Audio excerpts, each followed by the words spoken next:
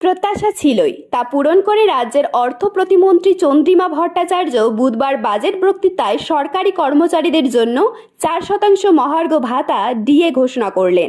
এর ফলে তা বেড়ে দাঁড়ালো 18%। চন্দ্রিমা জানিয়েছেন, 1 এপ্রিল থেকে বর্ধিত হারে ডিএ কার্যকর হবে। 2026 সালের বিধানসভা নির্বাচনের আগে এবারের বাজেট মুখ্যমন্ত্রী মমতা বন্দ্যোপাধ্যায়ের সরকারের শেষ পূর্ণাঙ্গ বাজেট। তাই এই বাজেটে রাজ্য সরকারি কর্মচারীদের আশা ছিল বড় অঙ্কের মহার্ঘ ভাতা ডিএ ঘোষণা করা হবে। কেন্দ্রীয় সরকারি কর্মচারীদের সঙ্গে এখনও 35% ফারাক থাকলেও এক ধাপে 4% বর্ধিত ডিএ পেতে চলেছেন রাজ্যের সরকারি কর্মীরা। মুখ্যমন্ত্রী মমতা বন্দ্যোপাধ্যায় বলেছেন, পে কমিশনের টাকা সহ বর্ধিত ডিএ পাবেন সরকারি কর্মীরা, ফলে টাকার পরিমাণ অনেকটাই বাড়বে। সম্প্রতি প্রধানমন্ত্রী নরেন্দ্র মোদীর সরকার কেন্দ্রীয় সরকারি কর্মীদের জন্য 8ম পে কমিশন ঘোষণা করেছেন।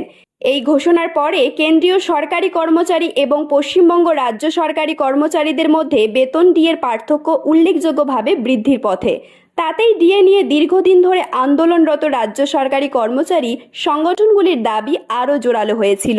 ভোটের কাজে সরকারি কর্মচারীদের বড় ভূমিকা থাকে, তাই রাজ্য বাজেটে তাদের জন্য বিধানসভা ভোটের আগে রাজ্য সরকারকে অতিরিক্ত কিছু ভাবতে হয়েছে বলে মনে করছে প্রশাসনের একাংশ।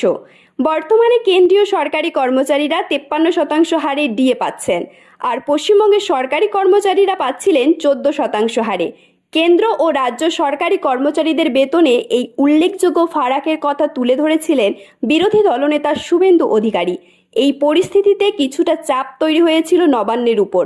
এই পরিস্থিতিতে বুধবার ডিএ বাড়িয়ে 18% করার ঘোষণা করল মমতার সরকার।